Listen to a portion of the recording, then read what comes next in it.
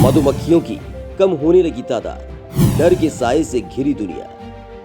बात मधुमक्खियों की कम तादाद की हो रही है, ऐसे में दुनिया खतरे में कैसे पड़ सकती है, ये सवाल जहन में आना लाजमी है। लेकिन एक शोध ने मधुमक्खियों के इंसानी जीवन में महत्व को बताया है, तो वहीं एक डरा देने वाली रिपोर्ट भी सामने रखी है। इत्तेफाकन दोनों ही रिपोर्ट मधुमक्खियों से जुड़ी हुई है। दरअसल एक स्टडी में दावा किया गया है कि 1990 के बाद से मधुमक्खियों की 1/4 आबादी पब्लिक रिकॉर्ड में देखी ही नहीं गई है। बेंगलुरु के national centre for biological sciences में रिसर्चर रजत एस का कहना है कि भारत में 20 पर टैक्सोनॉमिक स्टडीज कम की गई हैं। कहा जा सकता है कि कुल संख्या बहुत कम आंकी गई है और अब तक ज्यादातर मधुमक्खियों की टैक्सोनॉमी के आधार पर पहचान नहीं हुई है। स्थानीय मधुमक्खी एपिस सेरेमा बी कीपिंग के लिए इस्तेमाल की जाती है और शायद ही इसकी कॉलोनी की आबादी गिनी जाती है। जंगली मधुमक्खियां जैसे rock bee, dwarf honey bee, black dwarf bee और हिमालयन जॉइंट हनी बी की आबादी पर कोई डेटा नहीं है।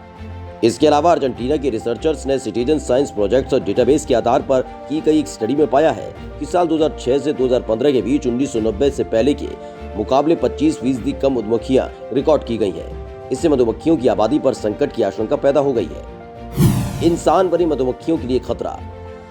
मधुमक्खियों की कम होती तादाद के बीच इंसानी जीवन पर खतरा मंडरा रहा है। बेंगलुरु के गांधी कृषि विज्ञान केंद्र के यूनिवर्सिटी ऑफ एग्रीकल्चर साइंसेज में वैज्ञानिक डॉक्टर वासुकी बेलावड़ी का कहना है कि दुनिया में मधुमक्खियों की 20,560 प्रजातियां हैं, जिनमें से 1 दर्जन शहद पैदा करने वाली हनी बीज होती हैं। करीब सभी प्रजातियां फसलों और जंगली पौधों में परागण के लिए इस्तेमाल होती हैं और जरूरी भी होती हैं। तो वहीं भारत में 723 प्रजातियां और भी ज्यादा खोजी और पहचानी जानी है।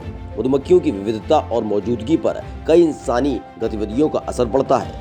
डॉक्टर वासुकी बताते हैं कि कई इंसानी गतिविधियों का मधुमक्खियों पर असर हो सकता है। एक बड़ा कीटनाशकों का अत्यधिक इस्तेमाल हो सकता है। हालांकि दूसरे देशों की तुलना में भारत में कीटनाशक कम इस्तेमाल होते हैं, लेकिन ये साल दर साल बढ़ते जा रहे हैं। एक और वजह छत्ता बनाने के लिए जगह की कमी और जब फसल न हो उस मौसम में पनपना मुश्किल हो जाता है।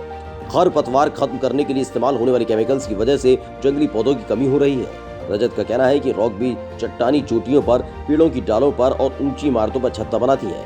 मधुमक्खी की अकेली ऐसी प्रजाति है जो रात को खाने की खोज में निकलती है और रोशनी से आकर्षित होती है। आमतौर पर बड़ी इमारतों में पेस्ट मैनेजमेंट कंपनियां आती हैं और इनके छत्तों को केमिकल से मार देती है।